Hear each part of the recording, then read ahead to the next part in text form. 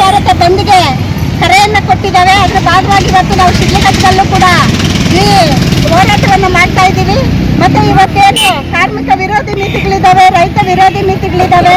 ಇವತ್ತು ಏನು ಕಾರ್ಮಿಕ ಕಾನೂನುಗಳನ್ನ ಬದಲಾವಣೆ ಮಾಡಕ್ಕೆ ಕೊಟ್ಟಿದ್ದಾರೆ, 4 ಕಾರ್ಮಿಕ ಕಾನೂನುಗಳನ್ನು ರದ್ದು ಮಾಡಕ್ಕೆ ಕೊಟ್ಟಿದ್ದಾರೆ.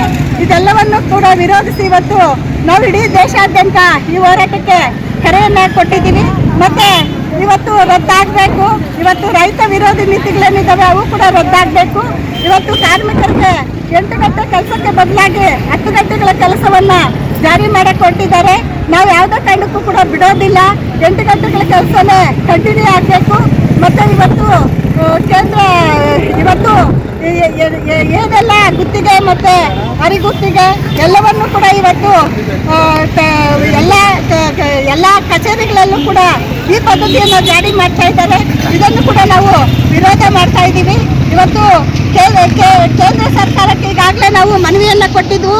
ಮೇ 20ನೇ ತಾರೀಕು ಹೋರಾಟ ಮಾಡಬೇಕು ಅನ್ನುವಂಥ ತೀರ್ಮಾನ ಆಗಿತ್ತು. ಆದರೆ ನಾವು ಮೇ 20ರ ಹೋರಾಟವನ್ನು ಇವತ್ತು ಜುಲೈ 9ಕ್ಕೆ ಮುಂದೂಡಿದ್ರು ಕೂಡ ಸರ್ಕಾರ ಇದ್ರ ಬಗ್ಗೆ ಯಾವುದೇ ಕ್ರಮವನ್ನು ತಗೊಂಡಿಲ್ಲ.